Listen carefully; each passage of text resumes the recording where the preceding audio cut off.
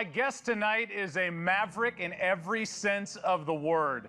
Since jotting down the terms to buy the Cowboys in the back of a cocktail napkin, Gerald Wayne Jones has been making headlines, most famously borrowing $150 million and parlaying that into a $3 billion NFL empire.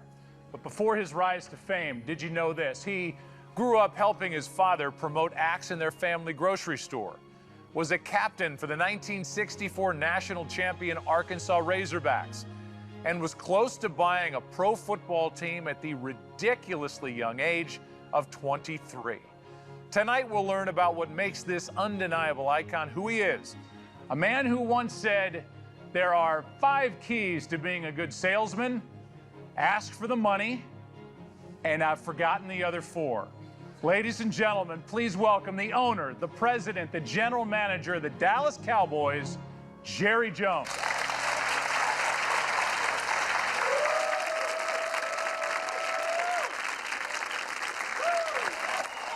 Hi, buddy. All right, sir. Good to be with you tonight. Thank you. Good to be with you guys. Great to see you. Hey, right here, right out of the gate, standing ovation. That's a good start. Did you guys know, by the way, that he is from Los Angeles? Somebody said a really loud what right over there. You were born in L.A. I've got more cousins, first, second, and third cousins that are running around Los Angeles than you can count. And when we have a family reunion, they say, but what's wrong with this picture? You don't sound like you from L.A. And I said, well, I spent a little time over in Texas and Arkansas and Oklahoma on the way here. But my parents were in the World War II. And during the years of World War II, you had many Americans that were looking for the work, the jobs that the war effort brought on. And so they came to Los Angeles to work in the aircraft plants. Well, of course, we had all of our great soldiers, our American soldiers. And during the holidays, when they would come in on the ships, all of their relatives, of our heritage, would send them poinsettias. And the poinsettias had to be grown, and they were grown right here in this particular area. When my dad saw that, then he went to the greenhouses here and said, I'd like to raise all of the poinsettias. And in those years, he made enough money, several thousands of dollars. And you could buy and build a house for $400 right here. And so I was born here and had the early years of my life here. And then they made enough money to go back to that part of the country and start the life that I grew up in. That's really where this whole story begins. And it is fascinating that when you dig into your history, you see how your father shaped exactly what you are today. Your dad, Pat, owns a grocery store, and in something that I could see you doing, has song acts, singers come in and perform in the grocery store to get people to come in and buy the products that your dad's selling. I mean, it's such a forward way of thinking and something that obviously filtered into your life at a young age. Joe, when you work, as we all do, many of us have our eye on another ball, if you will. We have our eye on the future, or we have our eye on certainly doing something different than we're doing at that particular time. Were you close with your dad? Was he a tough love guy? What kind of a father was your dad, Pat? Well, he was very articulate. My mother and dad, if you will, were entrepreneurs in that they probably had to borrow most everything that they used to grow those poinsettias or do what they were doing at the time. And but they were good articulators and would talk around that kitchen table. And that's where I got my education, is from around the kitchen table. My parents were always into work ethic. My parents told me very early, Jerry, I don't care how much you love sports. I don't care how late you practice, no matter what team you're playing for. I want you to come home and work 2 hours a night in the store. You need to do that either stocking or in or behind the checking stand, or you need to do it making ice cream to fill the cartons full of the ice cream, or just do the work. I enjoyed doing it. I never minded doing it. I sang, so to speak, as I worked along. So that when the time came and you were asked to do some pretty hard things, then it wasn't hard because you could look toward your dream. And in my case, it was being involved in sports and being involved in professional sport. Your daughter, Charlotte, she said, ask him what his dad did when he caught him smoking. Did the same thing drinking. He had a nice little orderly settee with my sister and mother and dad, mother and him. And he said, Jerry, we're through eating, let's have a smoke. I said, no, I don't want to have a smoke. He said, no, if you're going to be sitting up in the attic smoking or out in the backyard smoking and burn something down, why don't we just do it right here at the kitchen table? Sit here and have a smoke. I reached up, little old mouth, about 10 years old. I gave it that number right there, and he said, son, that's not smoking. I said, reach up there and suck that thing in there real good. That's what you want to do. Well, you know what was coming next. I took about 3 sucks for it, and frankly, what's that, 60 years ago, and I hadn't had 4 sucks since. I'll tell you that right now. And I don't know if the average fan realizes that Jerry Jones was a captain on a national championship football team at Arkansas. There's a picture. And by the way, were you not an offensive lineman? Well, actually, Joe, we played both ways during those years. So you blocked for yourself? We played both. We played both. And yes, I did block for myself, or I blocked for someone. That's working that hard. The next play was going to block for me. Wow. But you really did play both ways. And really, it's according to what time of the year they took that picture. A lot of times you could start off, in that particular case, carrying the ball. And by the time attrition and injury took hold and you got in the middle of the season, then you might be sitting up there blocking for somebody else with the ball. The big thing is, put me in, coach, I'm hot. Right. That is, get out there and work hard and get a spot. There's a lot to talk about with regard to Arkansas, but maybe the most important thing is you meeting Jean, your wife. Now, I know you're a salesman. Look at that beautiful woman. What kind of act did you have to put together and sail to make that woman go out with that guy? Well, Jean in Arkansas, which is where that picture was taken at a University of Arkansas football game, and Jean was one of our Miss Arkansas. And I was particularly attracted to her from the first time that I saw her. We were in our freshman year there. And we had a time when they took all the freshman boys that were on football scholarship or on basketball scholarship, and they got to go out for a night at the fair, the country fair in school. You got to go out with someone you hadn't met before, and it was a get-acquainted time. All of our group were the athletes, and all of them could really throw, or they could shoot a basketball, or they could do something good. We took the freshman girls out. Jean was my date at that time. Well, as luck would have it, I couldn't knock over a bottle. I couldn't sink a basket. I couldn't take a softball and hit the side of the tent that was holding the whole thing up. I was having an off night. Well, all of my friends, of course, for those pretty girls they were with, man, they were winning them these teddy bears. And I'd look over there, and I saw that look on Jean's face, and it was kind of pouting. And I thought, man, I've got to either warm up or get hot or go home. I've got to get something going.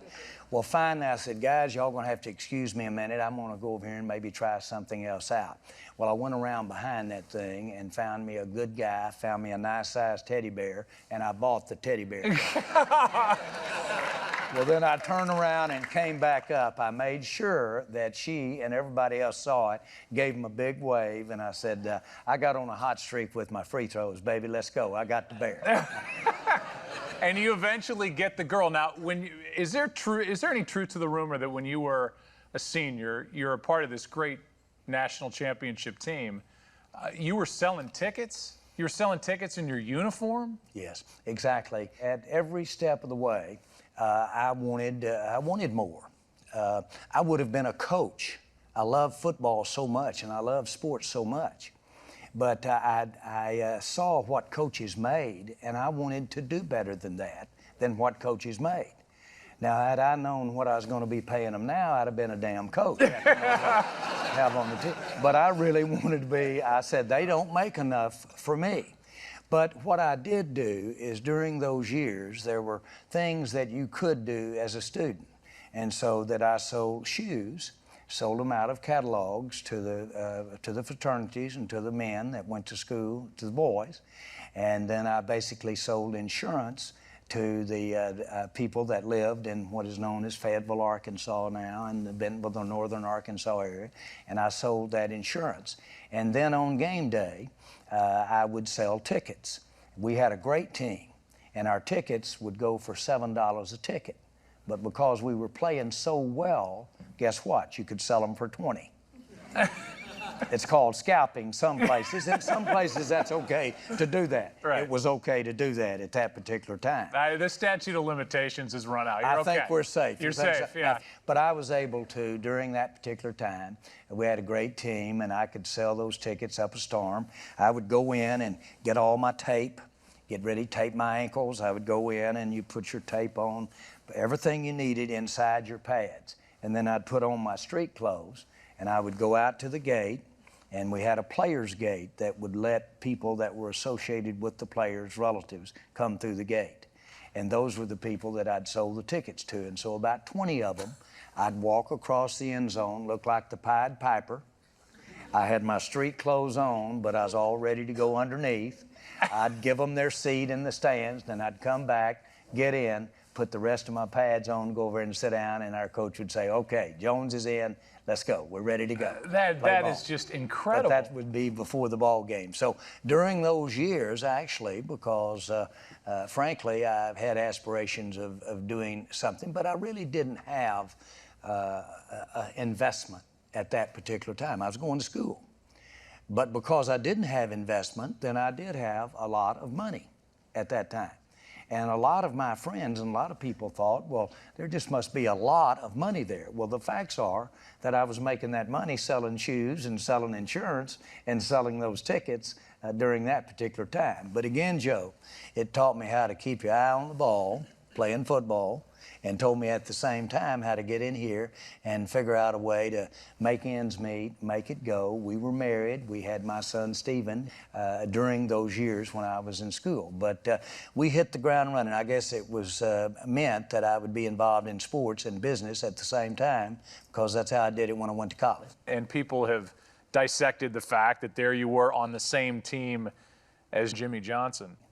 Is it fair to say that when you guys were at Arkansas, you were teammates, but you weren't best friends? I know you were roommates on the road, but that's because Jones and Johnson were close alphabetically. Well, we played on the same football team. We both were lucky to be a part of the football. The football team could have won a national championship possibly without us, okay? Okay. But, and we were sophomores, juniors, and rookies on that team.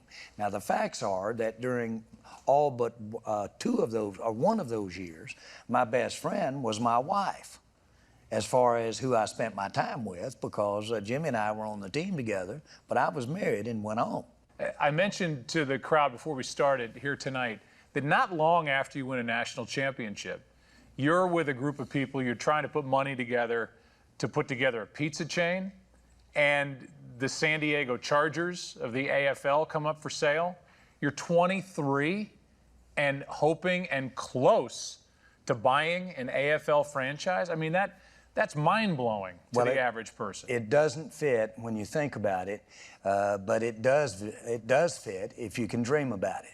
And I basically had really sold myself. I had worked hard to get this group to finance me, to help me build these pizza parlors. And I was still in school at the time. And so I got them to help me build those parlors. And I said, if someday I'm going to maybe come to you and ask you to loan me money. At then I was making $1,000 a month draw against my sales. That was my salary at the time. And I said, someday I may come to you and talk to you about a ball team. And that someday came up right as I was talking to this particular group during that same period of time. And so I presented them the San Diego Chargers. I visited with many of the founders of the AFL. I'll never forget visiting with Mr. Lamar Hunt when I was like 22 years old, and Mr. Hunt said, "Boy, Jerry, you're so young to be sitting here, and you must have done well." Well, I said, "Well, truly, Mr. Hunt, I haven't done." You can imagine. You can actually say jack shit right now if you want to. Okay. I haven't done jack shit. But the point is, I hadn't, and I knew he knew that I hadn't because they'd done a real good check on who I was. But Mr. Hunt and at the time, Mr. Baron Hilton said, "You have them put $1 million letter of credit on my desk in Chicago, and we'll talk business. And we'll see if you're serious. Otherwise, I don't have time to mess with a tire kicker, so to speak, somebody that's just looking interested." Well, before the sun set the next day, as a matter of fact, bright and early the next morning, they had that $1 million letter of credit there, and the next thing I knew, my father was reading where I had an interest in buying the San Diego Chargers. And I'm telling you, he couldn't believe his ears. And when he got on the phone, he said, "What is my millionaire son doing today?" By the way, is he too busy to talk to his old dad? Well, how much Would you get your ass back home here and tell me what you're doing? That was my dad talking to me how much at of the the time. million was yours? Well, none of it was mine. Okay. Because I was born. I just feel like it's important to establish well, that, right? no, thank you, Joe. And I'm going pretty fast here, but the facts are, my father basically said, "Jerry," he said, "this does not work. You don't have enough money to pay your bills, and you're going to start off underwater."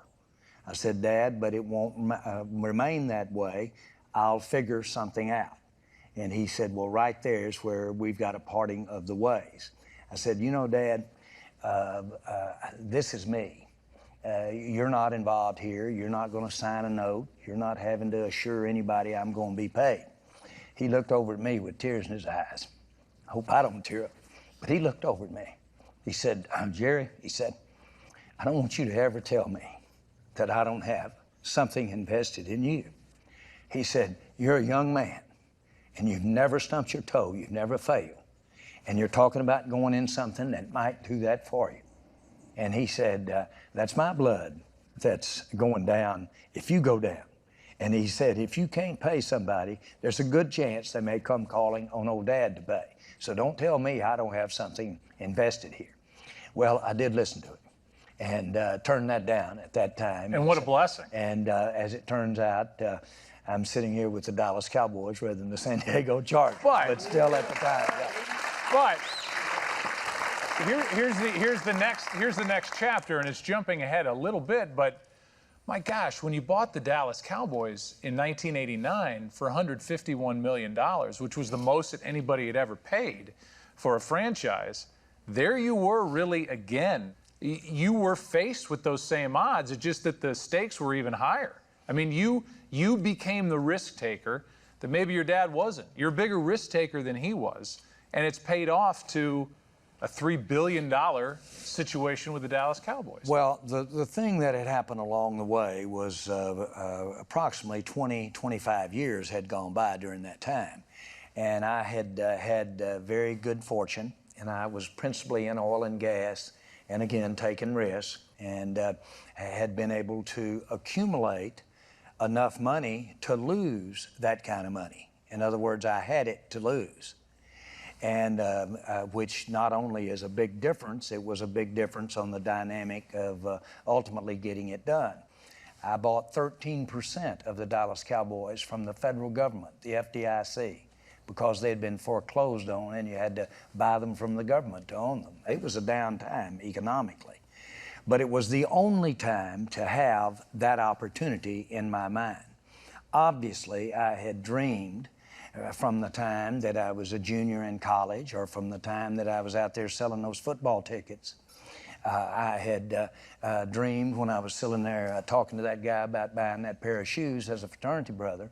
I had dreamed about someday getting to be a part of sports and someday getting to be a part, if you will, of the NFL. So I had dreamed that. Your daughter, Charlotte, told me, though, at the time, she can remember you at the family dinner table with your hand shaking so bad with the stress you were under that she could hear the ice cubes in your glass clinking because that's how scared you were of having to go back home and say, I swung for the fences and I missed. Well, you couldn't do it. You just couldn't go back home. And you've heard of the great story of the commander that burned the ships. And when the troops tried to go back, there was no ships to go back to. Literally, there was some of that in buying the Dallas Cowboys. On the other hand, I was living a dream. I got to live a dream. You got a chance to, boy, Joe, I didn't realize I was going to get emotional here, but you got a chance to get up every day and get to live that dream. And not only do it, but live it in a way that hadn't been done before. Gosh, we were excited about the Cowboys. We were excited about the NFL. We were excited that there was such a thing as a sponsorship. I really thought that when I bought the team and it was losing $1 million a month, I really had thought that I would go buy another business and figure out how to meld that business with the team. It might be like Budweiser and the St. Louis Cardinals. But what I did find out is that you could basically go in and show an entity or show a service or show a product, and you could basically invite them to be a part of the team, to be the product that the team got up and talked about if and when you were interested in the Dallas Cowboys. And that was a sponsorship. And that hadn't been done before, but I found out you could do that without going to buy Budweiser. So there we started down the road of sponsorships, and of course was a very meaningful part of the success that we've had. Well, one of the hardest things you had to do was right out of the gate, you had to make a coaching change. And you fired Tom Landry. For somebody who is a football person, that had to be a hard thing to do. Well, keep in mind for those that may have just heard this, Coach Landry was the only coach the Cowboys had ever had. So that without really giving it that much thought, you really were dealing with an iconic name and an iconic individual. Now, I respected Coach Landry. I respected it enough that be one of the main reasons that I was there to buy, because to make that kind of commitment, I had to respect it. But I didn't understand. I didn't understand the kind of criticism you were going to get for making that change after 29 years of being with the same coach. And certainly I had a backlash from it. But to be fair, he was approaching his mid-60s. He was an unbelievable coach, Super Bowl champion 2 times over. But the franchise was on a decline, so much so that there you were with an opportunity to buy it. This team was, without a doubt, one of the most visible teams in all of sport. But I wanted to have taken this team this way, a new way, a different way, a way that started down and out, and turn it around not only on the football field, but off the football field, and do some things that impacted the franchise in that way, as proud as I was of what Coach Landry had done. And that spurred me on and really helped ease through those days. The guy you bring in is Jimmy Johnson. Is it fair to say that when you guys were at Arkansas, you saw something in Jimmy, whether he was your best friend or just teammate or acquaintance, that told you that he'd be a great head coach? I did want him to be the coach of the Dallas Cowboys, but I wanted him to be because I was fixing to empty my bucket. I was fixing to give any and everything that I'd ever stood for what that's worth, and I wanted to empty the bucket. I told him, and we talked about the story of what if we went down to Dallas? And what if we went down there and things turned around and we were a part of a team that was turning around at the same time the economy, because Dallas was on its ass. I'm telling you, it was down and out.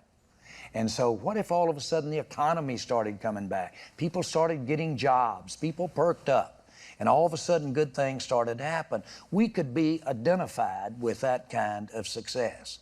And we both believed that story, and that was all there was to it. There was no other agenda. There was nothing else to be involved.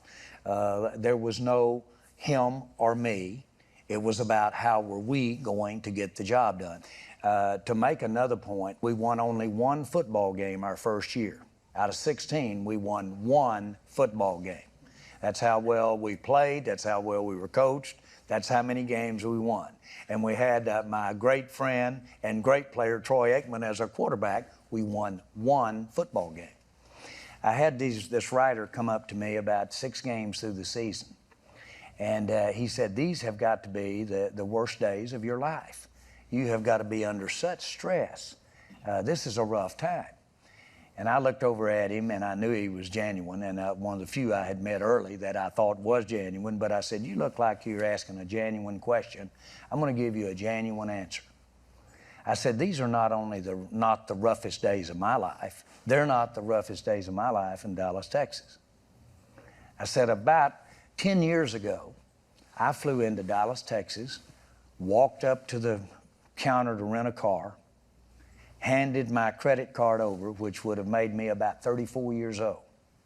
I handed that credit card over there. The lady looked down that list, saw my name on the list, reached up, cut my card right in two, and said, young man, you need to learn how you pay your bills. I said to the writer, that's a hard day in Dallas, Texas. Not what I'm experiencing here right now. What's happened behind the scenes? I work at Fox. I do the games with a guy named Troy Aikman at Fox.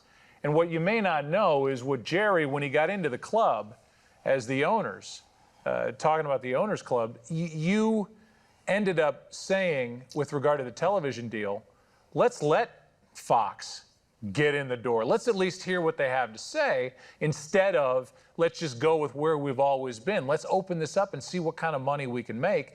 And the rest is literally history. Well, Joe, the number one thing that an NFL team depended on was their television income. And these were lean times for the NFL relative to any time since or really before. And the networks had asked the NFL teams to reduce the amount of dollars that they were paying them to show the games. That's much different now. And but they asked to reduce it. And there were very few owners that were willing to not reduce it. They felt like they needed to know so that they knew where the dollar was going to be so that they could pay the players and provide the stadiums and do everything to go with it.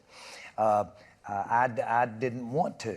The commitment that I'd made to buy the Cowboys, I was not for reducing the amount of the television at the time. Fox had made an offer the prior offering, and Mr. Murdoch basically said, you know, I'll be a player here. I'll come in this time, this round of bidding, but I do not want to be a stalking horse. I'm not going to be one that you just put me out there, get the price up, when in fact you're going to go with CBS. So I personally assured him, and of course he did step in and make the offer, and the two CBS and NFL, who were absolutely tied at the hip in perception and visibility, no longer were there. CBS no longer did the game. This was a traumatic time, but it was also a very controversial time. And I had a lot of owners at that time, friends, or later to be friends of mine. I didn't know them well enough. Shake those fingers in my eyes and shake them up and said, you're nothing but a wildcatter. You can sit here and take these kind of risks. We don't want to do that. We can't do that. You're screwing this thing up, Jones. Did any of these blue blood owners eventually come around and say thanks? Yes, and to the man, really did, and say thank you. So at the time, you'd just come in.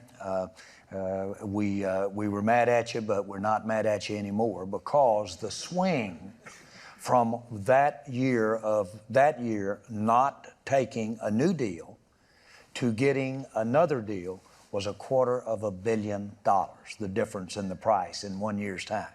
So it was a huge, significant change, sea change for the NFL. But this is what you learned from the whole oil and gas business part of your life. You're willing to take a risk.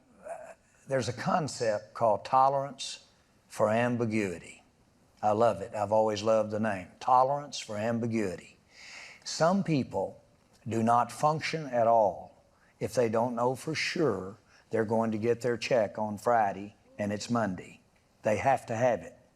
They are not good. They are not good singers. They are not good, whatever their skills are, they aren't good. Some people are brilliant when they don't know what their check is going to be. That's the Mississippi Riverboat gambler. They're at their very best. They're glib, they're charming, they're entertainment, and they tear their ass up. And they're the ones that don't know they're going to get the check. The tolerance for ambiguity, the tolerance for unknown that will bring out that gambler or that in you is not for everybody. Some are just born with, they can live with some risk and live with the unknown. And, but by the way, the ones that will tell you that have had a lot of days when they've been sitting there with this phone and this one and been told, your little ass just hit a dry hole. And that side's sinking. And this side over here, you're talking, got your voice upbeat, trying to talk old Joe into going in a new deal with you at the same time. You just I'm in. I'm in. Just so you know, I'll put my money with you. The trick is, don't let that voice break somewhere in between there. And so when we can't turn back and we step up there and we know we're going to make those that we want proud of us, ashamed of us, or we know that we want to show them, the ones that said we couldn't do it, then it adds a degree of passion. And that passion showed, and there really was no stopping it. Cowboys are back on top of the mountain now. They were there in the 70s, fell off in the 80s. They're back on top now, and they should stay there a while. Let's get that there fixed up. Your Cowboys are the champions. This is where Jimmy Johnson and Jerry Jones are going to be dangerous. Together, these guys like coming to the Super Bowl. They want to continue this run. It's remarkable because in '89, you go from 1-15, and within 4 years, you've won 2 Super Bowls with Jimmy Johnson. And eventually, one night or one morning, all of a sudden it hits, Jimmy's not my coach, or if I'm Jimmy, I'm not coaching the Dallas Cowboys. So what went wrong? This was, and Bill Walsh, the great coach of the 49ers, said this is a classic case of a couple of friends who grew careless with their relationship. And I'll accept that responsibility because I was the boss. And I should have, if anybody had to give a little in terms of anything to do with a relationship, then I agree with it. Then I accept that very much. As you all know, this is pro sport. But it works that way. Someplace down the line, somebody has to break the tie. Somebody has to say yes or no.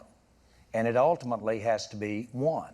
If it has two, then somebody has to come in and make that decision for you.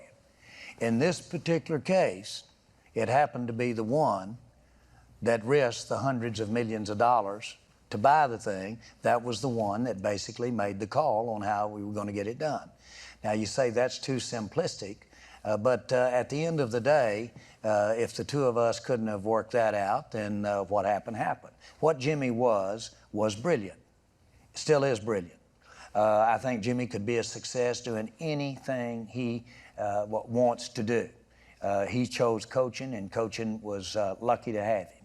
I will say this, we were able to win 2 Super Bowls together, and we were able to have dreams and a time that neither one of us thought that we would ever approach, ever in our lives, and it had to do with football. I wouldn't trade 1 minute for every part of it because our families got to be involved in it, and to this day, we're still living off of a lot of the glory that was created right there. I remember I hired Barry Switzer as the coach to replace Jimmy Johnson, and Barry Switzer was the coach at Oklahoma. And so Barry came in the very day that Jimmy left, when Jimmy left me and the coach. And Barry came in and he said, where in the hell is Jimmy? Where is Jimmy? I want to talk to him. I said, well, Jimmy's gone. He said, no, he can't be gone. He said, we just announced this thing yesterday. He said, he's got to be back there. I said, no, he's gone. I said, what are you so anxious to, what do you want to say to him? He said, I wanted to get you 2 knotheads up here on the couch together and look at you the way I used to look at you when I coached you over at Arkansas and ask you 2, how could y'all screw this up? Winning 2 Super Bowls and end up sitting here split up. Now, I'm real proud to say that 2 years later, Barry was standing up there holding that Super Bowl high, that he had taken one to the house there too, and we're sure proud of that. I followed my dad into the business, and I think it's one of the great compliments you can pay a parent. That wasn't my intention, but now being a parent myself, I realized, you know, I wanted to be around him. I couldn't get close enough to him when I was a kid. I wanted to do what he did. Now your kids are all with you in business, and they are hard-working kids. I mean, and Steven certainly is, and Jerry, and Charlotte, and all the stuff she does. These kids, if you learned from your dad, Pat, they've learned from you. It's impressive what they've done. Well, I told my mother and daddy, they didn't realize where things had gotten for me and my family until they found out I had bought the Cowboys. And that's when Dad said, I didn't realize you were there at that point. I said, well, you know, Dad, we always want to talk about your stuff. And he was so proud of what he had done, and should be. He's very accomplished. But more important than anything, what he and Mother had done was allowed me to be that cat that had that tolerance for ambiguity. Because you can't be worried about paying for your kids' college education. You can't be worried about how they're going to get along or how your wife might get along if you lose your job. You can't do that if you're out there gambling and taking risks that could wipe you out. Something has to give. So it is quite a blessing to have the security, just the mental security of a family that has had success, so that you know if you did extend yourself, that you would at least have their shoulders to be there with you at that time. And I told my father, I said, boy, y'all have these Cowboys just like I do. That's how we got them. We stood on our shoulders to get that done. We have certainly enjoyed the benefit of my parents, and my children have enjoyed them. One of the things that I got to do, and I wouldn't take anything for it, and I know we've got a lot of parents in this room, but as a young business person, I knew I was going away from home a lot, and I was principally in oil and gas, and again, taking risks, but I was gone a lot. But I wanted so much to be a part of their young lives, and so sometimes I would leave a meeting, let's say in Oklahoma, and I would go 300 miles and come back and do a football practice for my kids, and then never go home, go back over and get the meeting going again.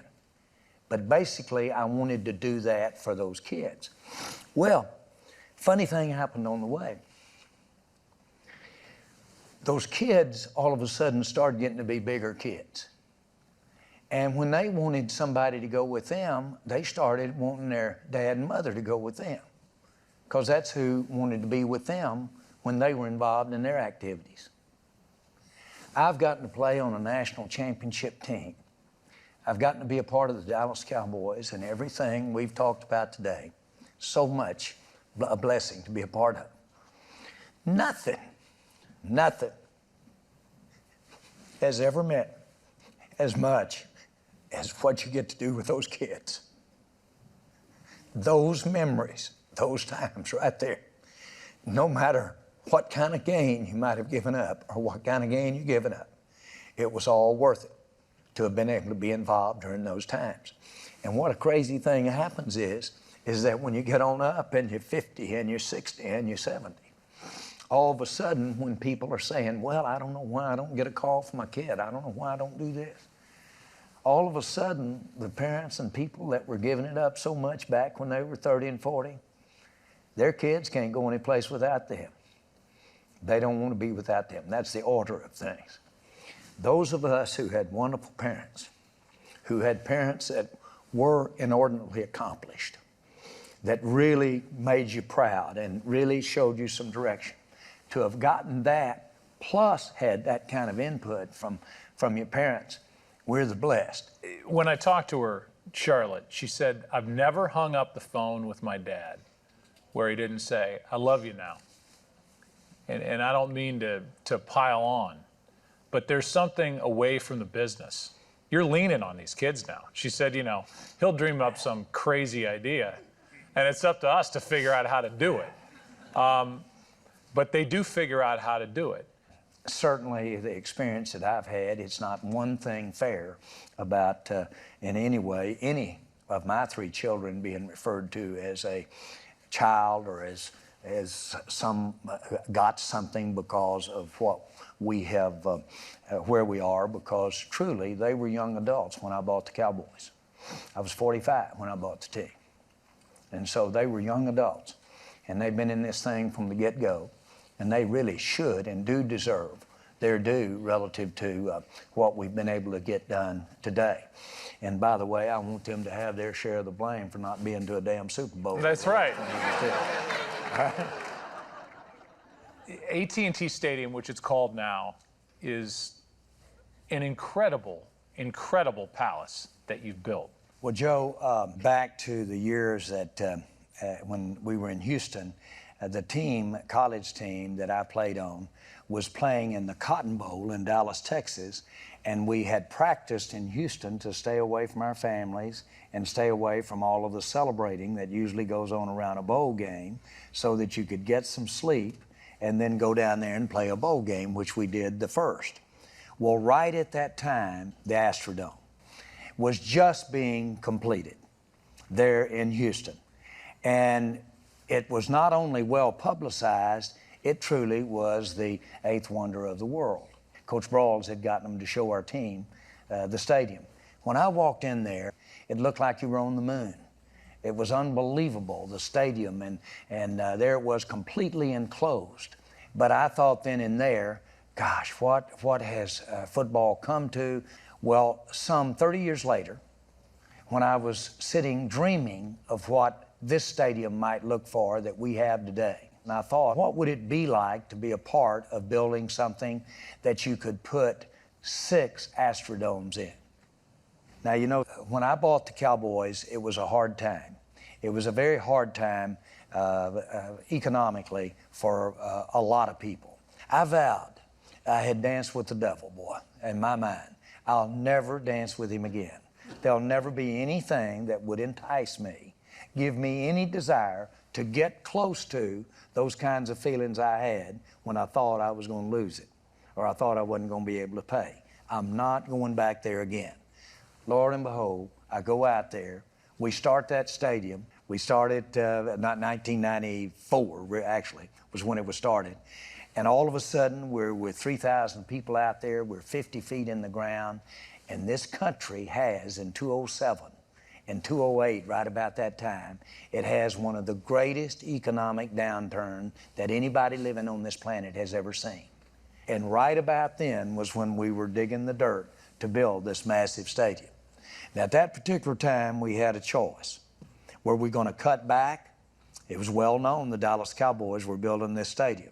Or is this a time when we need to sell and spend our way out of hard times? Is this the time when we ought to turn on the coal, pour the coal to it? Well, I want you to know, Joe, what we did was go. We poured on. I increased the scope of the stadium. We went the other way. We built many clubs in that area that are in what are normal concourses in other stadiums. But these clubs look like Las Vegas nightclubs that are in this stadium. And sure enough, our fans, sure enough, the people that really we wanted to build and build nice for, recognized that that's what we were doing, and they came in and supported that.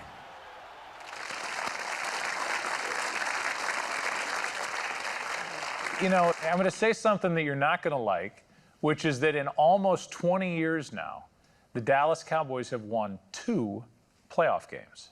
2. Absolutely. And I know that that doesn't sit well with you. But what does, and what blows me away, is that the team that networks fight over to cover, the Dallas Cowboys, whether it's NBC or CBS or Fox or ESPN, you want the Cowboy game because that is the game that draws the ratings, the eyeballs. I think you're a big part of that. I think you're somebody that people want to see. They want to see what you have to say. I think you've been a big part of keeping that team relevant.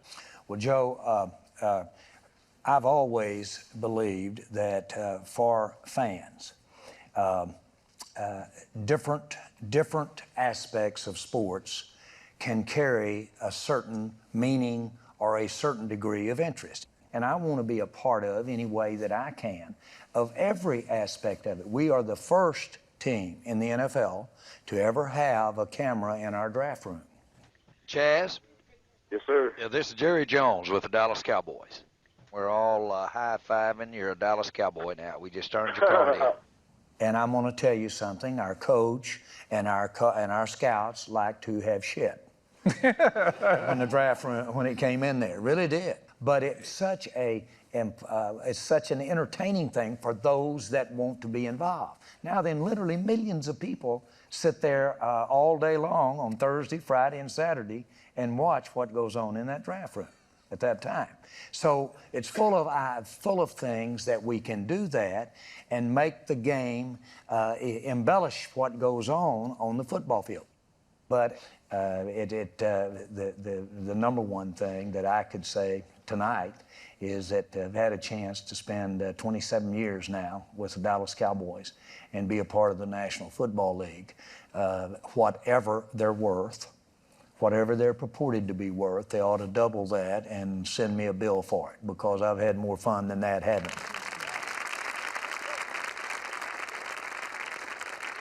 I? What's next for you? We've got the opportunity to join the Dallas Cowboys with the high school system of the city of Frisco, Texas.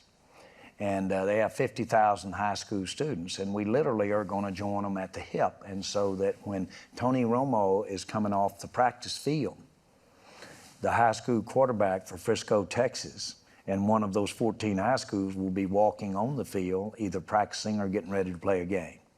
We're mixing it up, and we're basically showing how pro sports, and certainly as it evolves through collegiate, has a mix-in with high school, and where that all fits in together as far as the people that are guiding them, which are the mom and pops and grandmas and grandpas that are out there supporting them. We've got an opportunity to do that. And so consequently, we've joined with Frisco, and we have built an indoor training center that will seat 12,000 people for high school football games. It's air-conditioned, domed, and our total investment there will be over $1.5 billion that we're spending to have a tribute to high school, amateur, professional sports, and it will involve care, wellness, the developing of young players at the high school level in and as it relates to professional football. And consequently, we know, we don't have to ask, we know that you'll see it and be a part of it by way of television and by way of Fox or by way of ESPN, because we're going to have it involved in what we're doing out there every day. So it's a way also to combat the conversation and the concern about head trauma, about trying to grow this game, because obviously this is something that's at the forefront of what's going on in the NFL, the long-term effect of head trauma, and the worry that parents aren't going to sign their kids up for football anymore because they're not being taught properly, whatever. You have a way now of teaching properly, of being involved at the grassroots, the ground level, to really help that as these young players grow. We adamantly support young athletes playing football. We support it being done in an educated and in a very safe way. We obviously feel very strongly about what the record shows and numbers, and about this issue of head trauma. And we feel very strongly that we have the way to show and the light to show how for parents, young parents, to make those decisions. And with that, we're going to move to something that I think I'm going to apologize for before we do it.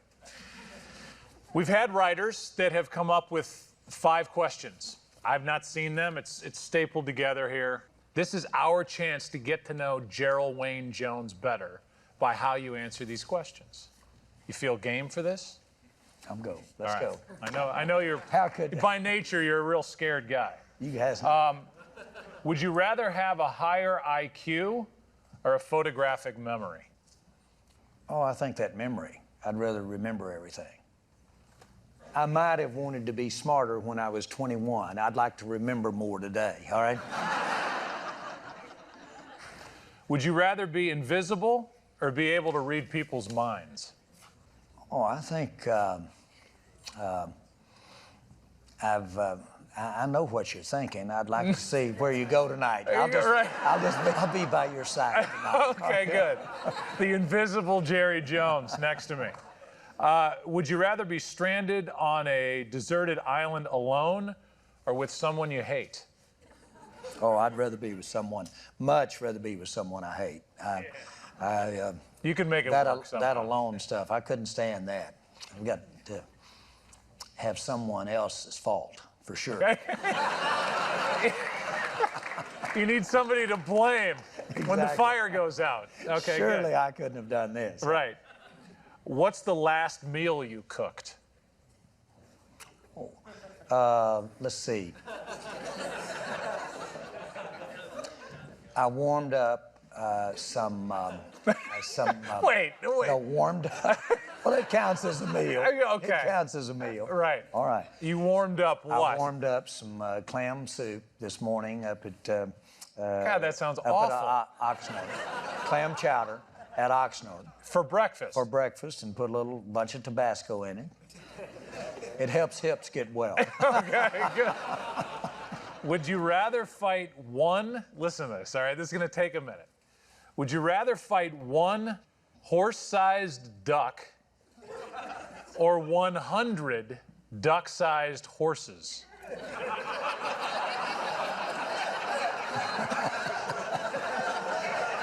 Hey, Let me repeat that. One horse-sized duck, I mean, it's a big friggin' duck, or 100 duck-sized horses. well, what I'm going to do is go back up. I'd rather have more of an IQ and less of a memory, so I could answer that question right there. Wouldn't you rather take on the big duck instead of 100 little things coming at you? Is that really down there? Yeah, what do you think what's your friggin' answer? One horse-sized duck. You're not getting off the hook. Do you want 100 little duck horses coming at you, or do you want one big duck to Well, take on? I'll tell you what, Joe, the way you're going about this, I'd just soon be on the island alone. Ladies and gentlemen, Jerry Jones. Buddy, Thank you, my friend. buddy, going. Did you? Good. I hope you did. Thank you, guys. All right, sir.